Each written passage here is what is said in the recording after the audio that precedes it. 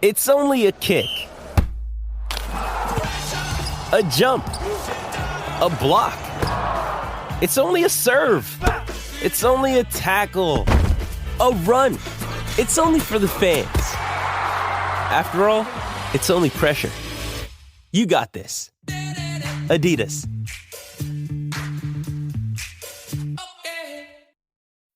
Isn't the point of traveling to get away from it all? To feel the best you've ever felt? Then maybe you should check out Aruba. You'll spend your time relaxing on cool, white, sandy beaches and floating in healing blue water. You'll meet locals brimming with gratitude for an island that redefines what a paradise can be. When your trip comes to an end, you won't need another vacation because you just had the vacation. That's the Aruba effect. Plan your trip at Aruba.com. This is Optimal Living Daily, episode 3117, Tilting My Mirror. Motivation is Delicate. And Kurt Vonnegut explains drama, both by Derek Sivers of Sivers, that's SIVE.RS, and I'm Justin Malik. Happy middle of the week Wednesday, and welcome to Optimal Living Daily, or OLD, or OLD, one of a few shows where we read articles to you. And today, actually 2 articles. So with that, let's get right to them as we optimize your life. Tilting My Mirror. Motivation is Delicate by Derek Sivers of Sivers, SIVE.RS. Motivation is delicate. When you notice your motivation fading, you have to seek out the subtle cause.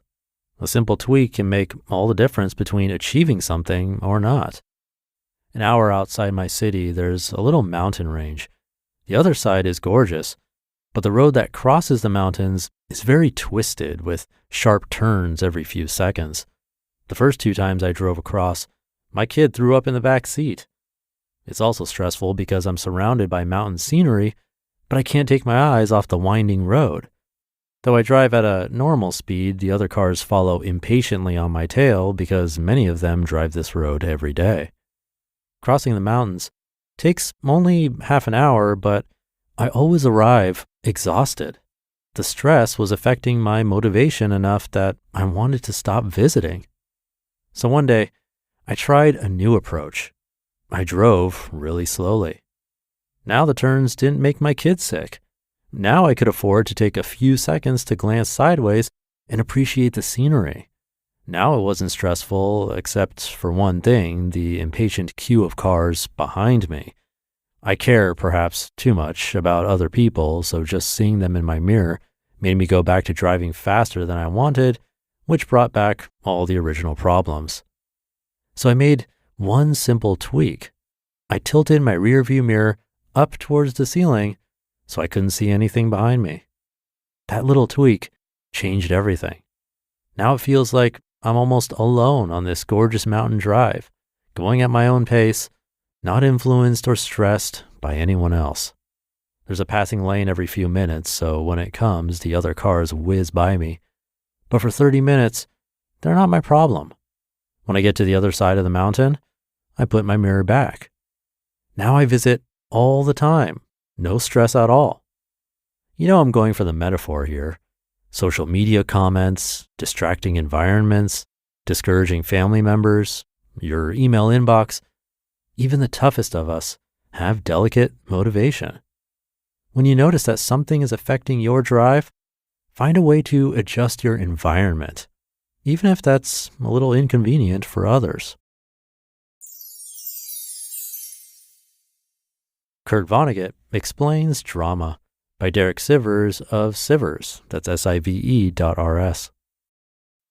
I was at a Kurt Vonnegut talk in New York a few years ago, talking about writing, life, and everything. He explained why people have such a need for drama in their life. He said, "People have been hearing fantastic stories since time began. The problem is, they think life is supposed to be like the stories. Let's look at a few examples." He drew an empty grid on the board. Time moves from left to right, happiness from bottom to top.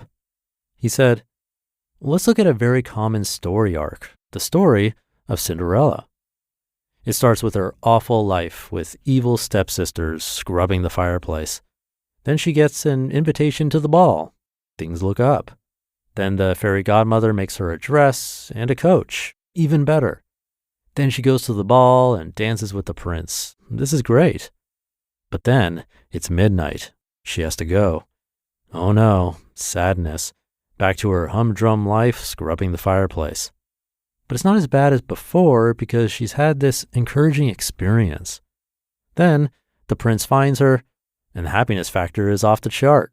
Happily ever after. Vonnegut continues, people love that story. The story arc has been written 1,000 times in 1,000 tales, and because of it, people think their lives are supposed to be like this.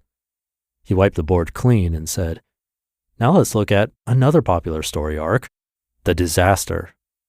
It's an ordinary day in an ordinary town, but something horrible happens. A child falls down a well. The whole town gathers to save her. Old grudges surface, but are belittled in the light of this tragedy. Rifts are bonded as people work together. The child is saved, and all is well. But notice, it's a little better than it was before now that this incident has brought them all closer together. Vonnegut continues, people love that story. This story arc has been written 1,000 times in 1,000 tales, and because of it, people think their lives are supposed to be like this, end quote. But the problem is, life is really like this. Our lives drift along with normal things happening, some ups, some downs, but nothing to go down in history about. Nothing so fantastic or terrible that I'll be told for 1,000 years. Vonnegut says, quote, but because we grew up surrounded by big dramatic story arcs in books and movies, we think our lives are supposed to be filled with huge ups and downs. So people pretend there is drama when there is none, end quote. That's why people invent fights. That's why we're drawn to sports. That's why we act like everything that happens to us is such a big deal. We're trying to make our life into a fairy tale. You just listened to the posts titled, Tilting My Mirror, Motivation is Delicate, and Kurt Vonnegut Explains Drama, both by Derek Sivers of Sivers, that's SIVE.RS, and I'll be right back with my commentary. We've heard from a lot of amazing people on this podcast, but if you're like me, you want to go deeper. So where can you go to learn from the most remarkable people? That's Masterclass. Masterclass offers unlimited access to intimate one-on-one classes with over 180 world-class instructors, plus every new membership comes with a 30-day money-back guarantee, so there's no risk. There are over 200 classes to pick from, with new classes added every month, like John Kabat-Zinn's. He's a mindfulness expert who teaches you how to incorporate meditation into your everyday life. I've loved his class. It's really helped me to hone my meditation skills, especially when I'm out and experience stressful situations and don't have the time or space to have a proper meditation session. I feel that thanks to his class, I've really been able to stay more composed no matter what's happening. And right now, our listeners will get an additional 15% off an annual membership at masterclass.com/old. Get 15% off right now at masterclass.com/OLD, masterclass.com/old. Does Monday at the office feel like a storm? Not with Microsoft Copilot. That feeling when Copilot gets everyone up to speed instantly? It's sunny again. When Copilot simplifies complex data so your teams can act, that sun's shining on a beach. And when Copilot uncovers hidden insights, you're on that beach with your people, and you find buried treasure. That's Microsoft Copilot. Learn more at Microsoft.com/AI for all. Thank you to Derek. A little secret, I've narrated these before, but it was so long ago, there's a very good chance you've never heard these. Or if you did, probably forgot them. But I really do enjoy reading Derek's stuff because I find his anecdotes super helpful. The first post about motivation fits very well with what we talked about yesterday. I was mentioning how when I listen to a lot of true crime podcasts or watch a bunch of true crime documentaries, well, I get more anxious or worried about crime.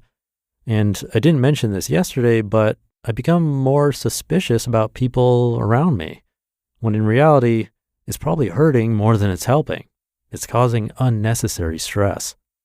Obviously, some care about our surroundings is important, but when I consume a certain kind of content, especially daily, it starts to have an effect after some time. And a little tweak can make a massive difference, like Derek was saying with his mirror metaphor. If you're listening to this, I think you're a step ahead already, which is great. And maybe there are some other areas of your life where a tiny little change could make a big difference. So something to think about this week. Hope you're having a great middle of the week. Thank you for being here. And I'll see you tomorrow where your optimal life awaits.